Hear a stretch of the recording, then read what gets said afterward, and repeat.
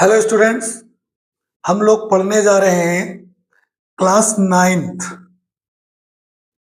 Class ninth का जो math है, मैथ्स पढ़ेंगे। और मैथ्स में जो चैप्टर हमें पढ़ना है आज, उसका नाम है पॉलिनॉमियल्स। हिंदी में उसको बहुपद बोलते हैं। तो सबसे पहले हम ये जाने कि आखिर में बहुपद होता क्या है।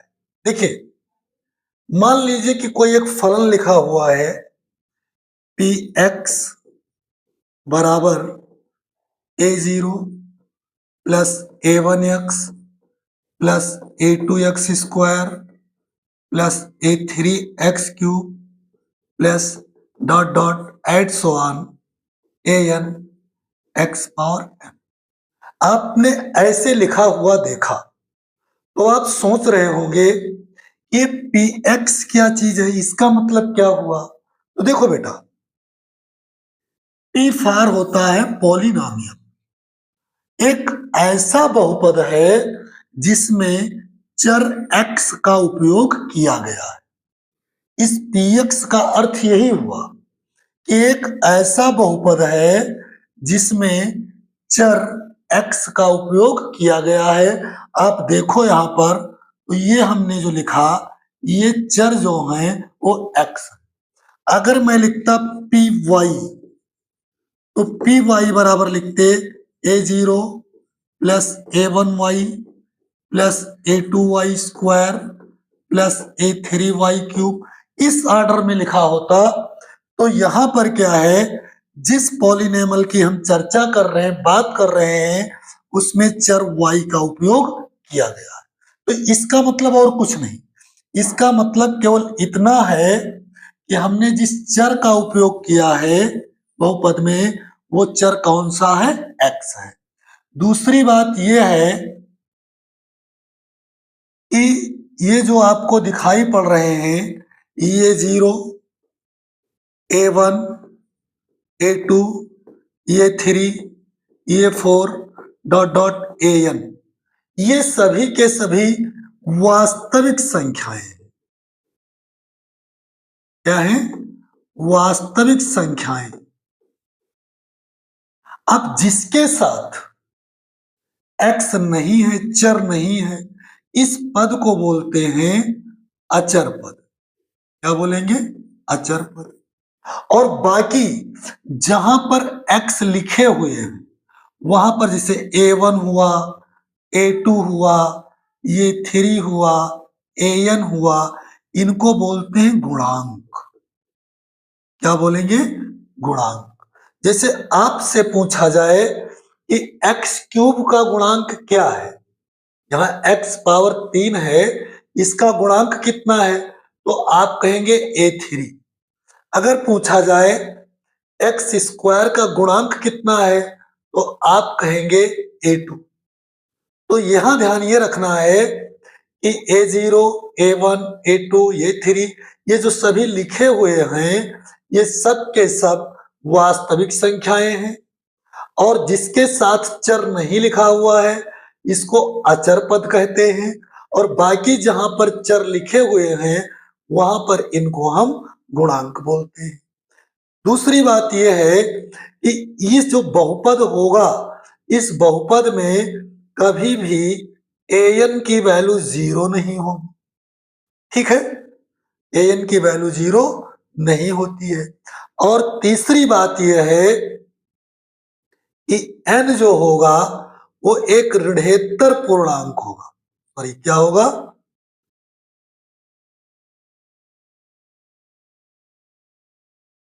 ऋणात्तर पूर्णांक। देखो,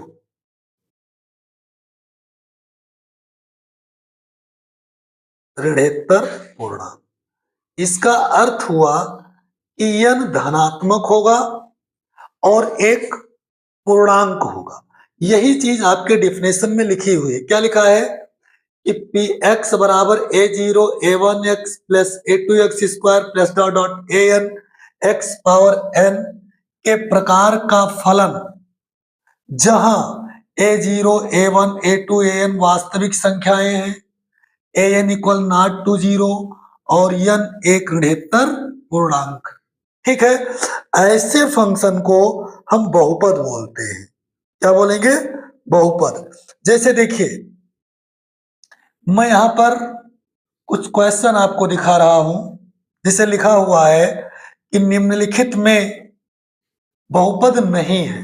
अब देखो, लिखा है x square plus 5x plus 6। हम चर की पावर को देखेंगे। अब इसमें x की पावर कितना है? +2। यहां पर कितना है? +1। अभी मैंने क्या बताया था कि जो पावर्स हो वो ऋणात्तर पूर्णांक हो, मतलब पावर धन में हो और एक पूर्णांक हो तो बहुपद होता है। इसका मतलब ये बहुपद है। ठीक है, ऐसे लिखा हुआ है y पावर 5 प्लस 7y। यहां पर y का पावर कितना है? प्लस में 5। यहां पर कितना है? प्लस में 1।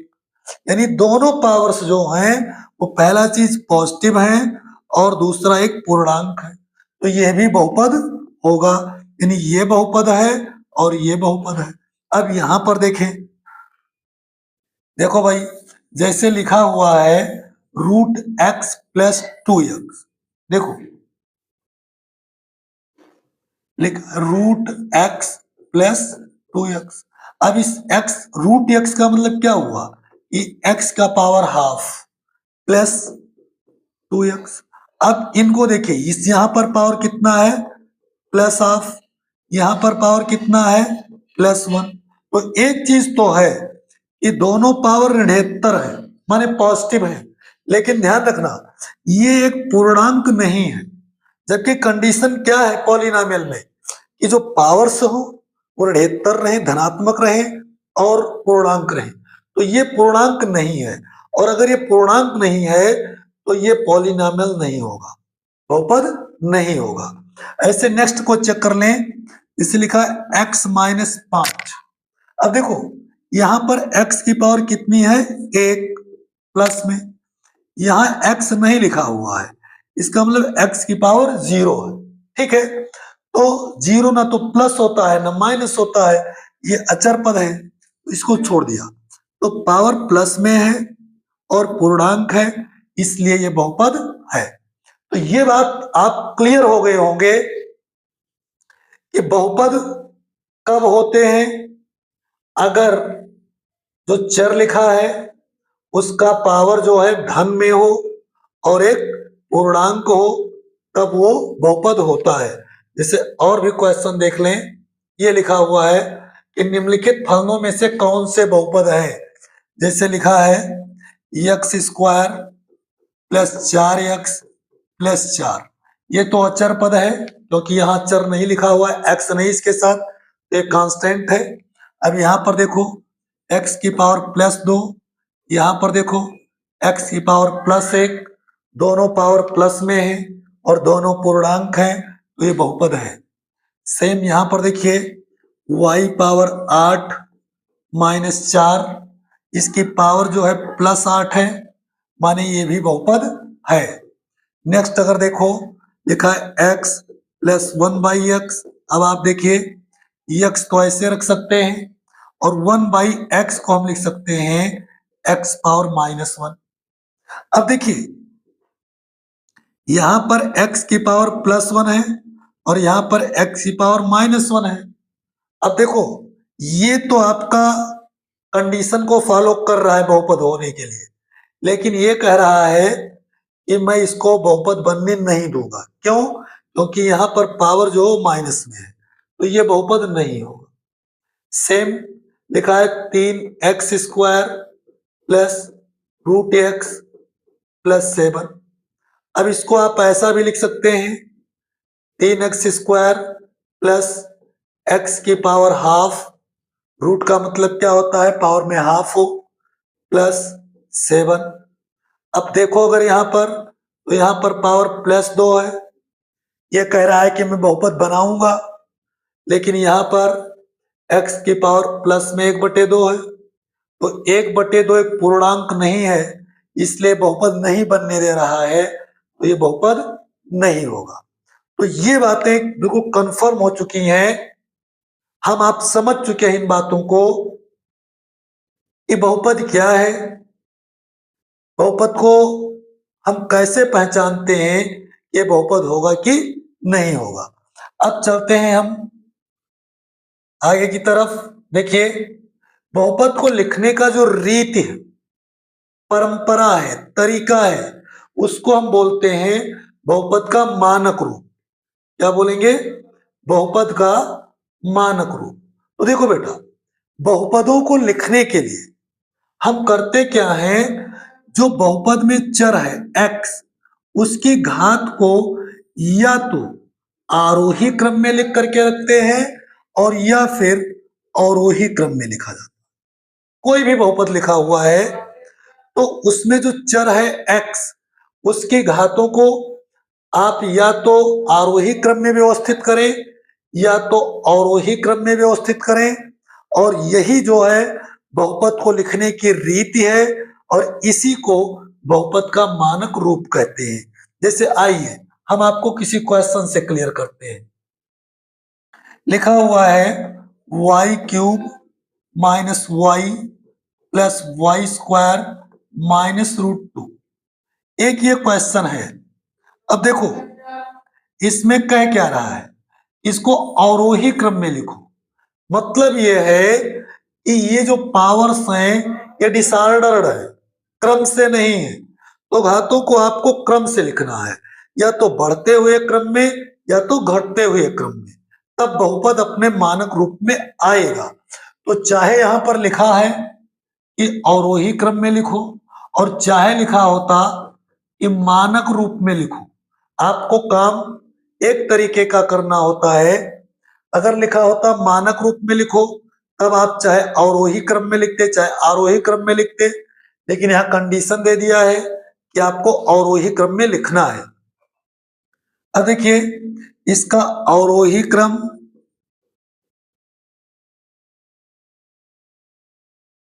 अवरोही क्रम क्या बनेगा? अवरोह का मतलब क्या? सबसे बड़ी पावर पहले लिखते हैं।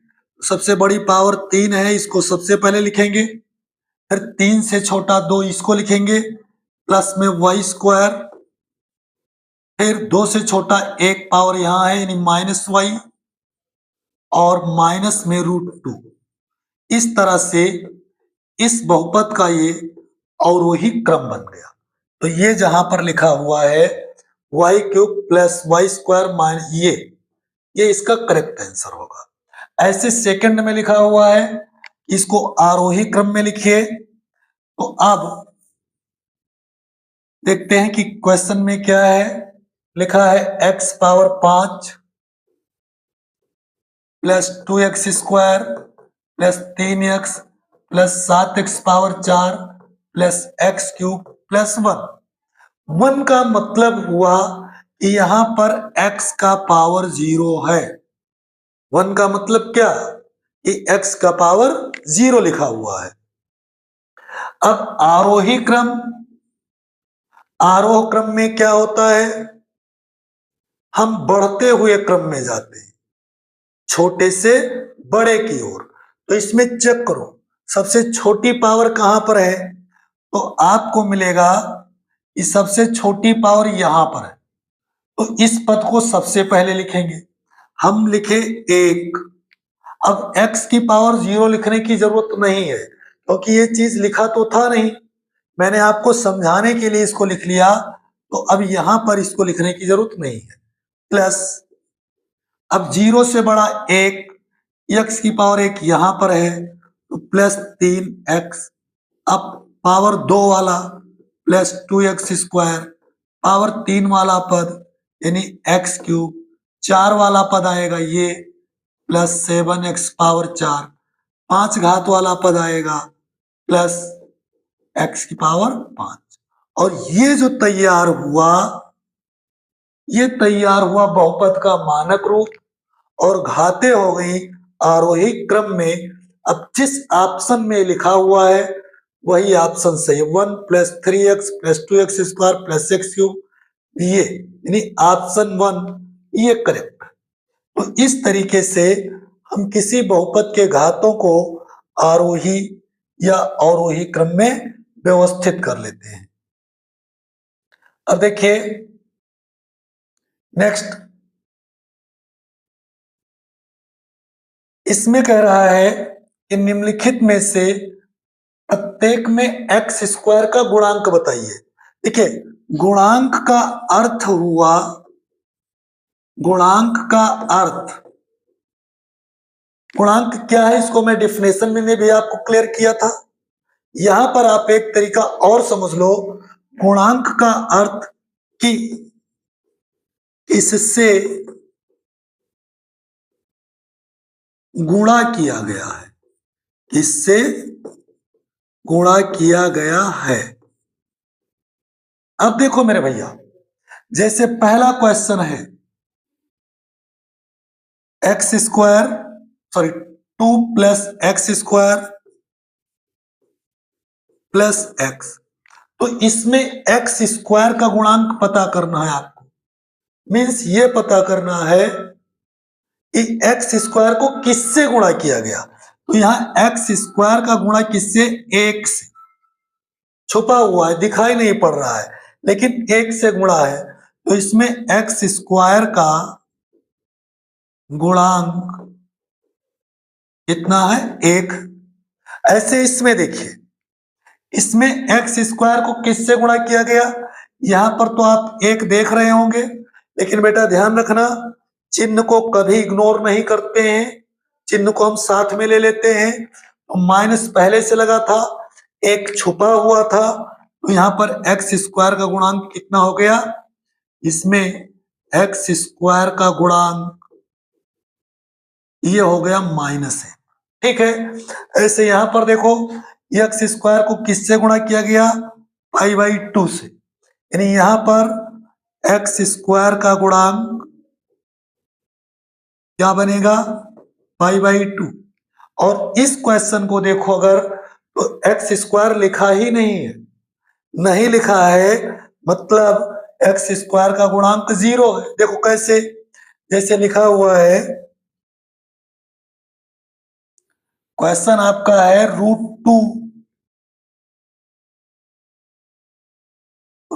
टू एक्स प्लस 1, हमें तलाश किसकी है, एक्स स्क्वायर के गुणांक की। एक्स स्क्वायर इसमें है नहीं, तो इसको मैं लिख सकता हूं 0 x square plus √2x plus 1, ठीक है। अब देखें आप, चेक करें, इसके और इसके वैल्यू में भी कोई परिवर्तन नहीं हुआ है, क्योंकि 0 से एक्स स्क्वायर को मल्टीप्लाई करेंगे तो 0 ही रह जाएगा। तो इसकी वैल्यू और इसकी वैल्यू सेम है, माने दोनों इक्विवेलेंट है। अब एक्स स्क्वायर का गुणांक क्या दिखाई पड़ रहा है आपको, 0, मतलब ये जो प्रश्न लिखा हुआ है इसमें एक्स स्क्वायर का गुणांक बराबर कितना हो गया, 0, ठीक है। तो गुणांक का फंडा आपको समझ में आ गया होगा, मुझे ये उम्मीद है। देखिए भैया नेक्स्ट क्वेश्चन, अब नेक्स्ट क्वेश्चन में हम सीखेंगे कि जो बहुपद होते हैं वो कितने तरीके का। देखिए जिस बहुपद में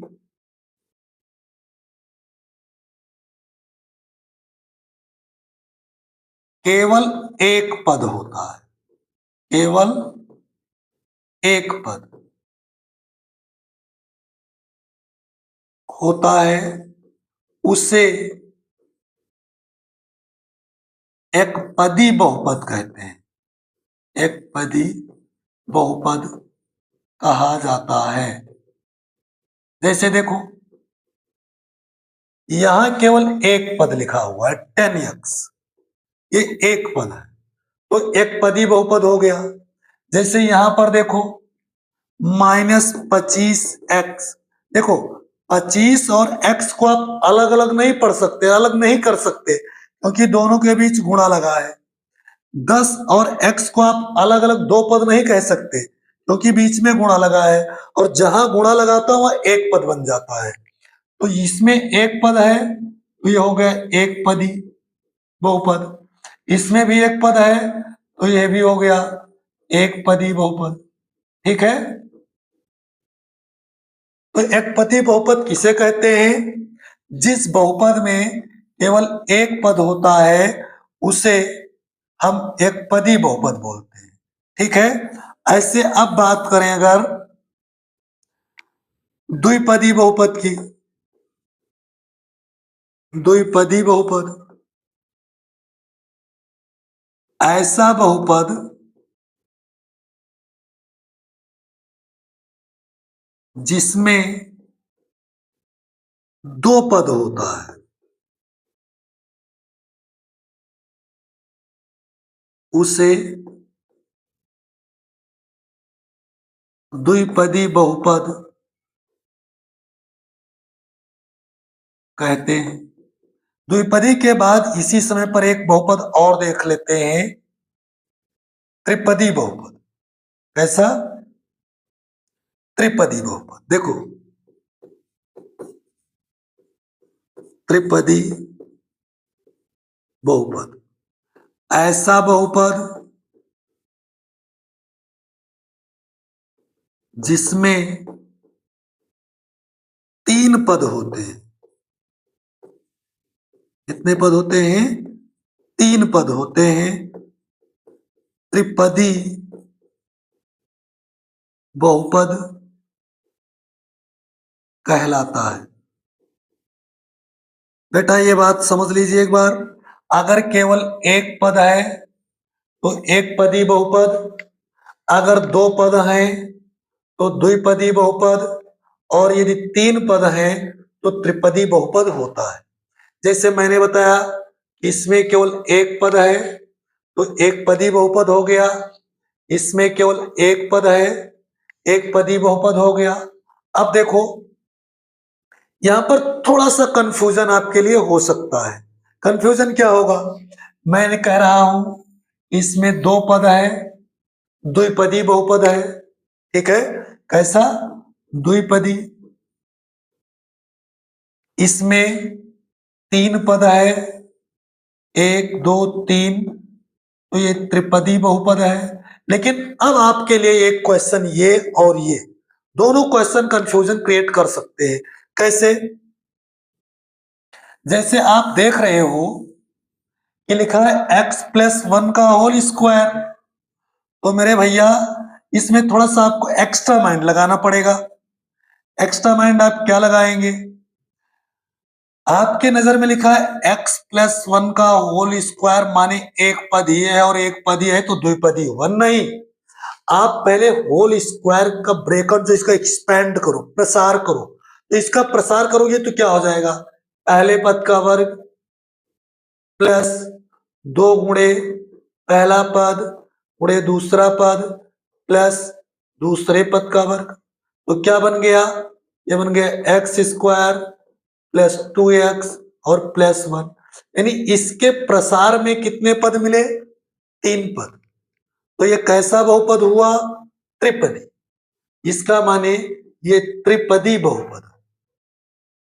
सिमिलरली लिखा हुआ है x+9 का होल स्क्वायर, ब्रैकेट में तो आपको लिखा दिखाई पड़ रहा है कि दो ही पद हैं, लेकिन बाहर स्क्वायर लगा हुआ है, तो सबसे पहले इसका प्रसार कर लेंगे। प्रसार करेंगे तो क्या बनेगा? पहले पद का वर्ग बनेगा प्लस दो गुणे पहला पद गुणे दूसरा पद और प्लस दूसरे पद का वर्ग बनेगा। यानी ये बना x² प्लस 18x और प्लस 81। अब आप देखो, इसके प्रसार में कितने पद आए? एक दो तीन। तो ये कैसा बहुपद बन गया? त्रिपदी बहुपद। ठीक है, तो इस तरीके से हम ये तलाश कर सकते हैं कि कौन सा बहुपद एक पदी है, कौन सा द्विपदी है और कौन सा त्रिपदी है। अब आगे आप देखिए, फिर यहां पर लिखा हुआ है घातों को आरोही क्रम में लिखो। आरोही क्रम में लिखना मैंने आपको सिखा दिया कि घातों को अगर बढ़ते हुए क्रम में लिखा जाए तो उस क्रम को हम आरोही क्रम कहते हैं। जैसे